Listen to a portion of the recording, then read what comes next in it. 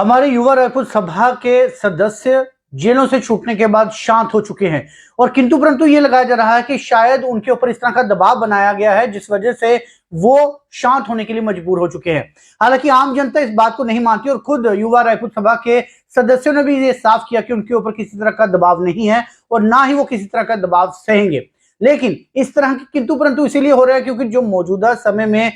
हालात चल रहे हैं, जो मौजूदा समय में सरकार के खिलाफ जो बोलेगा उसे दबा दिया जाएगा, इस तरह की जो नीतियां चल रही हैं उससे शायद लोगों को भ्रम भी होने लगा कि शायद युवा रायपुर सभा के ऊपर इस तरह का प्रेशर जो है वो बन सकता है। मैं आपको जो खुलासे करने जा रहा हूं उसे ध्यान से सुनिएगा, बड़े तफसीलन और पूरे तथ्यों के आधार पर बताऊंगा और इस वीडियो को शेयर जरूर कीजिएगा। शेयर इसीलिए कीजिएगा क्योंकि जो आरोप ये लग रहे हैं कि इस समय मौजूदा समय में जम्मू कश्मीर में इस तरह का, जिस तरह से यूपी में एक समय चलता था गुंडा राज, उस तरह का गुंडा राज जो है वो जम्मू कश्मीर में चल रहा है। वजह है कि यहां पर प्रशासन के भीतर ही कुछ अच्छा नहीं चल रहा, इतनी ज्यादा धांधली, इतनी ज्यादा गोलमाल चल रहा है और जो उसके खिलाफ आवाज उठाएगा उस आवाज को या तो बंद कर दिया जाता है या उसको दुत्कार कर किनारे कर दिया जाता है। इस तरह के आरोप गुजरात कैडर के आईएएस ऑफिसर ने लगाए हैं, अशोक कुमार परमार, जो कि मौजूदा समय में चेयरपर्सन है ब्यूरो ऑफ पब्लिक एंटरप्राइजेस के। वो पिछले कुछ महीनों से लगातार पत्राचार करे जा रहे हैं और लिखे जा रहे हैं और पूरे डॉक्यूमेंट्स के आधार पर उन्होंने आरोप लगाए हैं। पूरे तथ्य जो है वो उनके पास मौजूद हैं। एक लंबा चिट्ठा जो है वो उन्होंने मिनिस्ट्री ऑफ होम अफेयर्स में सेक्रेटरी अजय कुमार भल्ला, जिन्होंने हाल ही में बसंत रथ जी की जो उन्हें किनारा किया गया है डिपार्टमेंट से, जो ऑर्डर निकाला गया है, वही ऑफिसर अजय कुमार भल्ला जो है उनको एक पूरा पत्राचार किया गया जिसमें पूरा बताया गया है कि जम्मू कश्मीर के जो बड़े बड़े आईएएस अधिकारी हैं आखिर उनकी नाक तले क्या कुछ हो रहा है और क्या कुछ वो कर रहे हैं, वो सारी कारगुजारी जो है वो मैं अभी आपको बताऊंगा।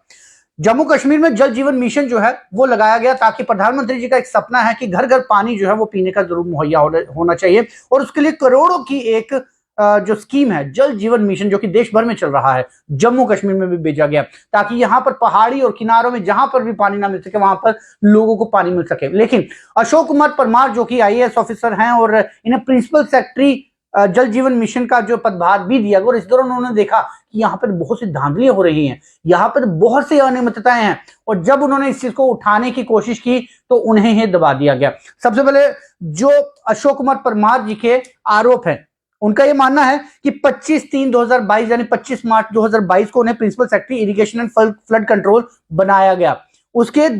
ठीक 2 महीने, 1.5-2 महीने के बाद ही 4 मई 2022 को उन्हें प्रिंसिपल सेक्रेटरी जल शक्ति डिपार्टमेंट बना दिया गया और उसके ठीक 3 महीने के बाद 7 अगस्त 2022 को उन्हें वहां से भी स्थानांतरित कर principal secretary ARI and training department में शिफ्ट कर दिया गया। क्यों? क्योंकि इस दौरान उन्होंने वो कोताहियां पकड़ ली और उसके ऊपर अपना जो दबाव है वो बनाना शुरू कर दिया, जिससे पता चला कि जल जीवन मिशन जो में है बहुत कुछ बेहतर नहीं चल रहा। अशोक कुमार परमार ने अपनी जो सारी अपनी रिपोर्ट से उसमें कोताही क्या उन्होंने देखी। उन्होंने सबसे पहले ये बताया कि जब उन्हें प्रिंसिपल सेक्रेटरी जल शक्ति डिपार्टमेंट का पदभार दिया गया, इस दौरान उन्हें ये आदेश दिए गए, ये उन्हें डायरेक्शन दी गई कि तत्कालीन चीफ इंजीनियर श्री मनीष भट्ट के खिलाफ कार्रवाई जो है वो इनिशिएट की जाए कि जो जल जीवन मिशन जो है वो सही तरीके से नहीं चल पा रहा और उसके पीछे जो कोताहियां हैं उसके पीछे श्री मनीष भट्ट जो कि उस समय के चीफ इंजीनियर थे उनके खिलाफ कार्रवाई की जाए। लेकिन अशोक कुमार परमार जी का कहना है कि मैंने जब वो नोटिस निकाला उसके अलावा उसी दौरान मैंने उससे पहले ही जो कश्मीर के चीफ इंजीनियर हैं बशारत जिलानी कबूसा, उनके खिलाफ मैंने पहले से शो कॉज नोटिस निकाला था कि उनके द्वारा भी जो है वो कंप्लीट प्रोसेस नहीं किया रहा, जिस वजह से नुकसान जो है वो जम्मू कश्मीर सरकार को हो रहा है। लेकिन कश्मीर के जो चीफ इंजीनियर है उनके खिलाफ कोई कार्रवाई नहीं हुई और जो मनीष भट्ट है उनके खिलाफ जो है वो कार्रवाई के लिए जो आदेश जो है वो ऊपर से जो चीफ सेक्रेटरी द्वारा जो है वो दे दिए गए। लेकिन उनका ये आरोप है कि ये इंक्वायरी जब इनिशिएट की गई उसके लिए कोई भी देखरेख नहीं की गई। अशोक कुमार परमार जी का मानना है कि 20 जुलाई 2022 को उन्होंने इस चीज को हाईलाइट किया कि जल जीवन मिशन के तहत स्वॉट एनालिसिस जो उनका है, स्वॉट एनालिसिस हुआ, स्ट्रेंथ, वीकनेस, अपॉर्चुनिटीज और थ्रेट, उसमें जो वर्क अलॉटमेंट इन मिशंस के तहत किया गया था उसमें ये जाहिर हो गया कि इसमें बहुत सारी फाइनेंशियल इरेगुलरिटीज है और इसमें जितना पैसा लगना चाहिए था इस पूरे प्रोजेक्ट में, उसमें 15% से ज्यादा खर्च जो है वो अभी तक हो चुका है। तो ये आखिर क्यों हुआ, काम क्यों डिले हुआ, और ये जो कॉस्ट ओवर कॉस्ट हुआ वो उसके लिए जिम्मेवार कौन है? इसके लिए सरकार को, इसके लिए प्रशासन को जो है वो जिम्मेवारियां सौंपी जानी थी, रिपोर्ट्स तैयार की जानी चाहिए थी, लेकिन नहीं हुई। इसमें बड़ा रोचक उन्होंने जो जानकारी इस अपनी पत्राचार में जो अजय कुमार भल्ला जी को सौंपी है, जिन्होंने शायद अभी कार्रवाई की या नहीं की, उन्होंने उसमें ये बताया कि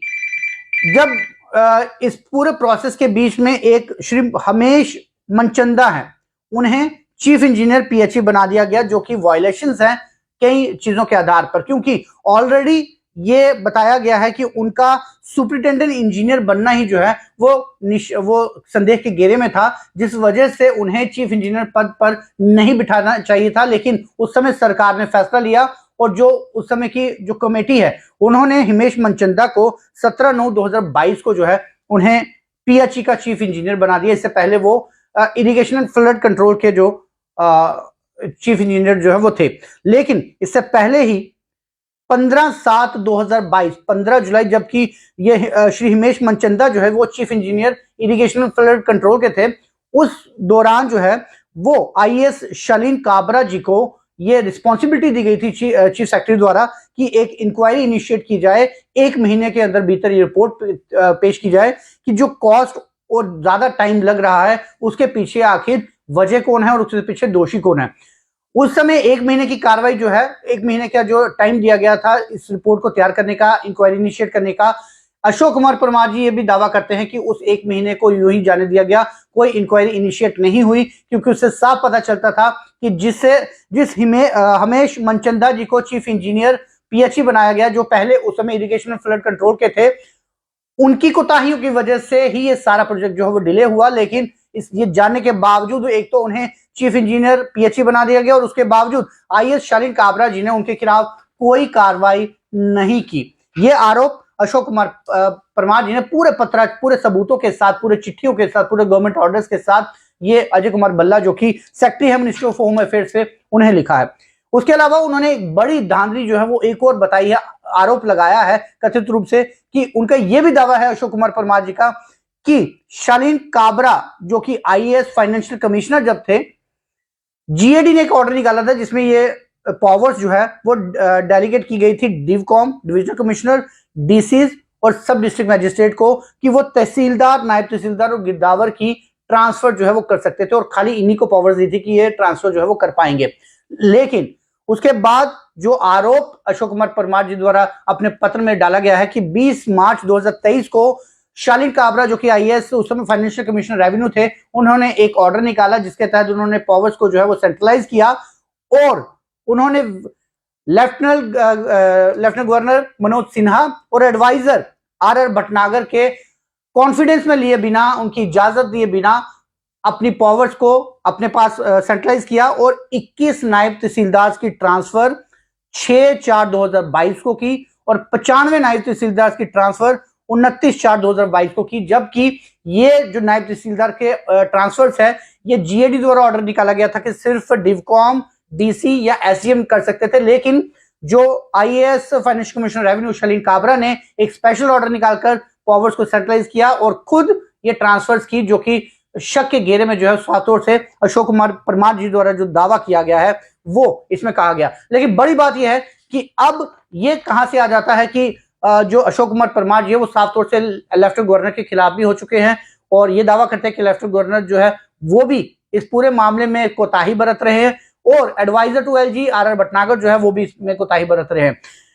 वजह यह है कि जब इस पूरी रिपोर्ट की जो कार्रवाई जो है वो चीफ सेक्रेटरी द्वारा की जानी थी, और चीफ सेक्रेटरी डॉक्टर ए के मेहता जो है, उनको, अरुण कुमार मेहता जी को जो है इस पर कार्रवाई करनी थी, लेकिन उन्होंने कार्रवाई करने के बजाय 6 जून 2022 को जब ये पूरा मामला दिल्ली में एक बैठक थी, और बैठक के दौरान अशोक कुमार परमार जी ने लेफ्टिनेंट गवर्नर मनोज सिन्हा के सामने सारी कोताहियां रखी, तो उस समय वो मीटिंग रूम में ही गुस्सा हो गए, और उन्होंने मीटिंग में सभी एडमिनिस्ट्रेटिव सेक्रेटरीज के सामने उन्हें हरास किया और उन्हें मीटिंग से बाहर निकाल दिया। इस तरह का दावा अशोक कुमार परमार जी का है। उसके बाद 25 जुलाई 2023 को भी अशोक कुमार परमार जी के साथ इसी तरह का वाकया होता है और उस समय chief secretary doctor Arun Kumar Mehta जो है वो उन्हें सेक्रेटरीज की कमेटी मीटिंग से धकेल कर बाहर निकाल देते हैं। अब अशोक कुमार परमार जी का यह दावा है कि उनके साथ ये सारी जो भेदभाव जो है वो सिर्फ इसलिए किए गए क्योंकि उन्होंने पहले जल शक्ति मिशन के बीच में जो कोताहियां थी वो उन्होंने उभार कर बाहर लाई, और वो जो कोताहियां हैं वो कहीं ना कहीं बड़े बड़े जिनके पास एक्शन लेने का जो पावर थी उन्होंने एक्शन लेने के बजाय उल्टा गुजरात के आईएएस कैडर के जो ऑफिसर है अशोक कुमार परमार उनके खिलाफ ही कार्रवाई करते हुए उन्हें हरास करना और उनके खिलाफ बायस ऑर्डर्स निकालना जो वो शुरू कर दिया। और इसी के तहत उनका ये आरोप भी है अशोक कुमार परमार जी का कि लेफ्टिनेंट गवर्नर मनोज सिन्हा और chief secretary doctor Arun Kumar Mehta इन्होंने उन्हें हरास, और खास तौर से वो क्योंकि पिछड़ी जाति के हैं, वो दलित समाज से हैं, इसीलिए उनके साथ ये सारा भेदभाव किया जा रहा है। और इसको लेकर उन्होंने national commission for scheduled caste commission नई दिल्ली में एक गुहार भी लगाई है कि जहां वो जम्मू कश्मीर में एक बेहतर सेवाएं प्रधानमंत्री द्वारा जल शक्ति मिशन की जो स्कीमें हैं वो जम्मू कश्मीर में पहुंचाना चाहते थे, लेकिन वो स्कीमें जो है वो यहाँ पर किसी न किसी तरीके से गलत तरीके से जो है उनका इस्तेमाल किया जा रहा है, पैसा जो है वो सही तरीके से यूटिलाइज नहीं किया जा रहा। और जब उन्होंने ये सारे मुद्दे जो है वो उठाने चाहे तो जो बड़े अधिकारी है उन्होंने उठाने नहीं दिए, और